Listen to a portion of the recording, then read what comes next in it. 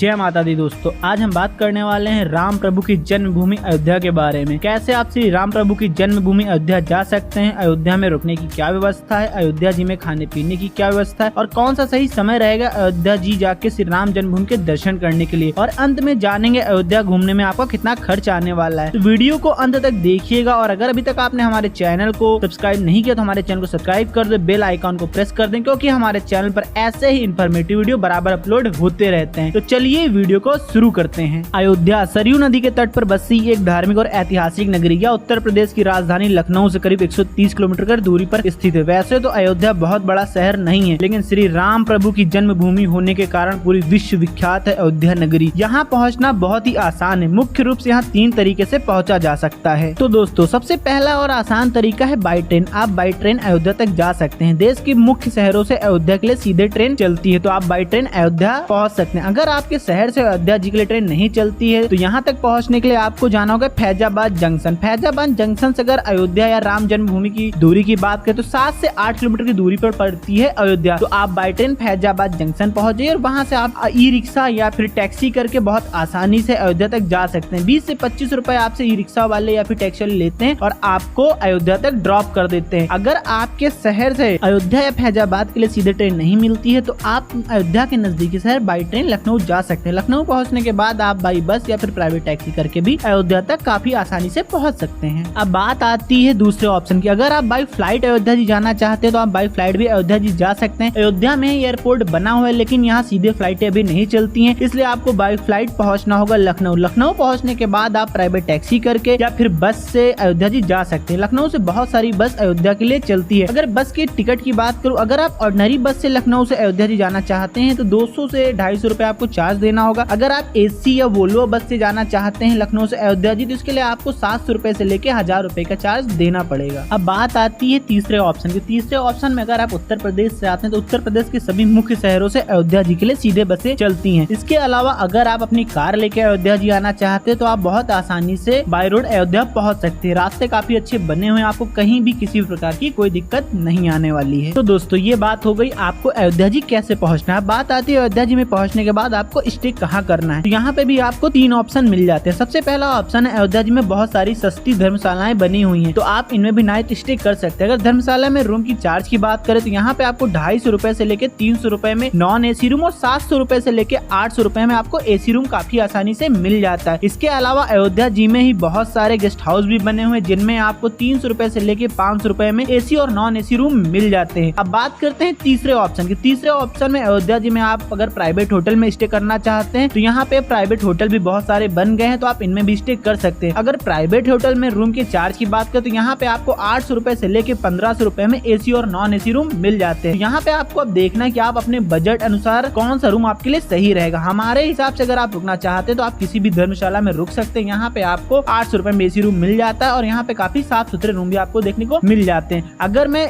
कोई धर्मशाला रिकमेंड करूँ तो यहाँ पे आपको एक बिरला धर्मशाला और जानकी धर्मशाला बना हुआ है, तो इनमें आप स्टे कर सकते हैं। अब दोस्तों, यहाँ पे थोड़ी सी बात कर लेते हैं कौन सा सही समय रहेगा आपको अयोध्या जी की ट्रिप प्लान करने के लिए। तो अयोध्या जी की ट्रिप प्लान करने के लिए सबसे सही समय है कि आप अगस्त से लेके फरवरी मार्च तक आप अपनी अयोध्या जी की ट्रिप प्लान कर सकते हैं, क्योंकि इस समय जो अयोध्या जी का मौसम होता है काफी सही होता है। अगर आप बहुत ज्यादा गर्मी में जाते हैं, मई जून जुलाई में जाते हैं, तो आप थोड़ा सा परेशान हो सकते हैं, क्योंकि इस समय यहाँ पे बहुत ज्यादा गर्मी पड़ती है। तो दोस्तों, अब हम अयोध्या जी पहुंच चुके हैं। बात आती है अयोध्या जी पहुंचने के बाद आपको कौन कौन सी जगह जाके विजिट करना है। तो सबसे पहले आपको अयोध्या जी पहुंचने के बाद सरयू नदी के घाट पे जाना है। यहाँ पे आपको राम घाट, जानकी घाट और लक्ष्मण घाट देखने को मिल जाएगा और यहीं पे आपको राम की पौड़ी भी देखने को मिल जाएगी। तो आप सरयू नदी पे जाके स्नान कर सकते हैं। स्नान करने के बाद आप अपने अयोध्या दर्शन की शुरुआत कर सकते हैं। अगर आप स्नान नहीं करना चाहते हैं, आप रूम से स्नान करके जाना चाहते हैं, तो आप रूम से स्नान करके अयोध्या दर्शन की शुरुआत कर सकते हैं। अयोध्या दर्शन की शुरुआत में सबसे पहले आपको जाना होता है हनुमानगढ़ी। कहते हैं स्वयं हनुमान जी अयोध्या में निवास करते हैं और अयोध्या की रक्षा करते हैं। हनुमानगढ़ी में हनुमान जी का मंदिर बना हुआ है। तो अब हम हनुमानगढ़ी पहुंच चुके हैं। सामने है बजरंगबली, इनके दर्शन कर लीजिए, अपनी मन्नत मांगिए, जय बजरंगबली के नारे लगाते रहिए, मंदिर से बाहर निकल आइए। अब हमें चलना है राम जन्मभूमि। राम जन्मभूमि अगर आप जाते हैं तो इसके लिए आपको एक काम करना है, आपके पास जितना भी सामान है, मोबाइल फोन, बेल्ट, पर्स, कोई भी चीज आप राम जन्मभूमि के अंदर लेकर नहीं जा सकते हैं। इसके लिए राम जन्मभूमि से पहले एक चेक पोस्ट बना हुआ है और यहाँ पे बहुत सारे क्लॉक रूम बने हुए हैं जिनमें आप अपना मोबाइल, मोबाइल, पर्स, बेल्ट या फिर आपके पास जो भी एक्स्ट्रा सामान है यहाँ पे सबमिट कर सकते हैं। दुकान वाले आपसे 10 से 20 रुपए चार्ज करते हैं और आपका पूरा सामान रख लेते हैं। तो सबसे पहला आपको काम ये करना है कि आपको अपना सारा सामान किसी भी क्लॉक रूम में जमा करा देना है और उनसे चाबी ले लेनी। वापस आने के बाद आप इन्हीं क्लॉक रूम से अपना सामान वापस ले सकते हैं। तो दोस्तों अब हमने अपना सामान सबमिट कर दिया और हम चल रहे हैं राम जन्मभूमि के दर्शन करने। चेक पोस्ट से राम जन्मभूमि की दूरी लगभग 500 से 700 मीटर की बस्ती है, तो पैदल ही आपको राम जन्मभूमि तक जाना होता है। राम जन्मभूमि का जो मंदिर बना हुआ अभी अस्थायी रूप से ये मंदिर बना हुआ, यहीं बगल में विशाल रूप में श्री राम जन्मभूमि के मंदिर का निर्माण कार्य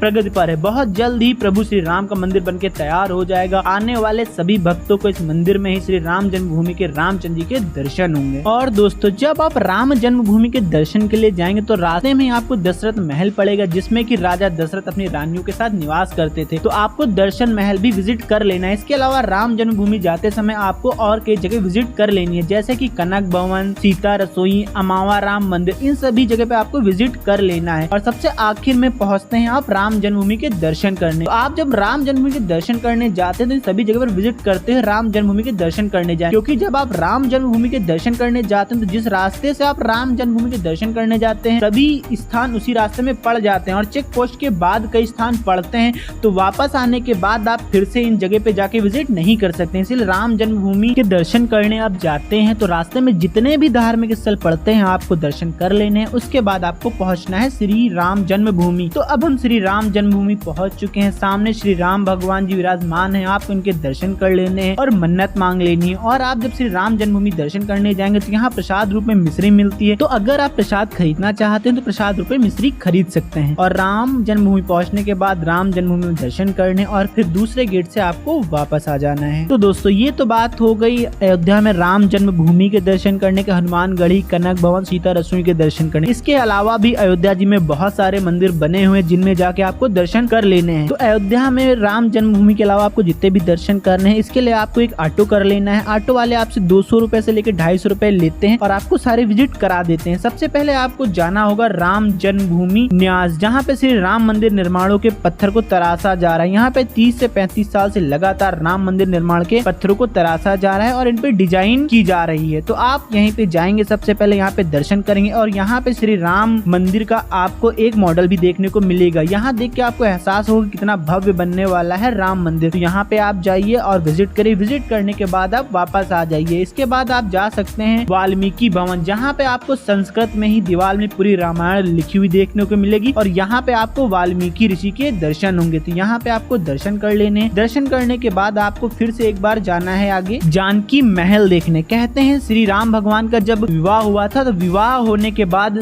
जानकी मैया इसी महल में आई थी और शादी के जितने भी रीति रिवाज थे इसी महल में निभाए गए थे। तो आपको जानकी महल जाना है, जानकी महल में भी विजिट कर लेना है। इसके अलावा भी दोस्तों अयोध्या में बहुत सी ऐसी जगह हैं जहाँ पे जाके आप विजिट कर सकते हैं अगर आपके पास टाइम है तो, जैसे कि तुलसी स्मारक हुआ, तुलसी उद्यान, राम कथा संग्रहालय, नया घाट। तो ये सारी चीजें भी आपको विजिट कर लेनी है। तो दोस्तों बात आती है अगर आप अयोध्या जी का टूर प्लान बना रहे हैं तो कितने दिन का बनाना चाहिए। अगर आप अयोध्या जी के किसी आसपास शहर से आते हैं तो आपको एक दिन का ही टूर प्लान बनाना चाहिए। आपको नाइट स्टे करने की कोई जरूरत नहीं। और अगर आप काफी दूर से अयोध्या जी विजिट करने पहुंच रहे हैं तो एक नाइट का स्टे आपको अयोध्या जी में बनाना चाहिए, ताकि आप काफी अच्छे से, काफी आराम से पूरा अयोध्या काफी अच्छे से एक्सप्लोर कर सकें। तो एक नाइट का स्टे आपके लिए सही रहेगा। अब दोस्तों थोड़ी सी बात कर लेते हैं अयोध्या जी में खाने पीने की क्या व्यवस्था है। तो अयोध्या जी में अगर आप फ्री में लंगर खाना चाहते हैं तो अमावा राम मंदिर में फ्री में लंगर चलाया जाता है। तो वहाँ जाके आप श्री राम प्रभु का प्रसाद चख सकते हैं और भरपेट खाना भी खा सकते हैं। अगर आप प्राइवेट होटल में खाना खाना चाहते हैं तो यहाँ पे बहुत सारे आपको प्राइवेट होटल मिल जाते हैं, ढाबे भी मिल जाते हैं और यहाँ पे आपको थाल सिस्टम भी देखने को मिल जाती है। अगर आप थाल सिस्टम में खाना खाना चाहते हैं तो यहाँ पे आपको 70 रुपए से लेके 100 रुपए में थाल सिस्टम भी देखने को मिल जाता है। तो आप थाल सिस्टम में भी खाना खा सकते हैं। तो दोस्तों अब आखिर में बात आती है अयोध्या घूमने में आपका कितना खर्च आने वाला है। अगर आप अयोध्या जाने के बाद एक नाइट का स्टे कर लेते हैं तो 1200 से 1500 रुपए के आसपास का आपका खर्च आने वाला है। अगर आप अयोध्या जी सिर्फ एक दिन में एक्सप्लोर करके वापस आ जाते हैं तो इसमें आपको 800 रुपए से 1000 रुपए के आसपास का खर्च आने वाला है। बहुत ज्यादा महंगा नहीं है अयोध्या, तो इसलिए काफी कम बजट में आप अयोध्या जी एक्सप्लोर कर सकते हैं। लेकिन इस खर्च में अगर आप बाई ट्रेन या बाई फ्लाइट अयोध्या जी पहुंच रहे हैं तो अयोध्या जी पहुंचने तक का आपकी ट्रेन का खर्च या फिर फ्लाइट का खर्च इंक्लूडेड नहीं किया गया है। ना ही अगर आप कोई एक्स्ट्रा खरीदारी करते हैं अयोध्या जी में पहुंचने के बाद तो इस खर्च को भी इंक्लूडेड नहीं किया गया। ये खर्च सिर्फ आपको अयोध्या जी पहुंचने के बाद का खर्च है। तो दोस्तों आज की वीडियो में बस इतना ही। अगर अगर आपका कोई सवाल है अयोध्या जी से रिलेटेड तो कमेंट बॉक्स में कमेंट कर सकते हैं, या फिर हमारी वेबसाइट www.bharatkedarshan.com पर भी विजिट कर सकते हैं। और सभी भक्त कमेंट में जय श्री राम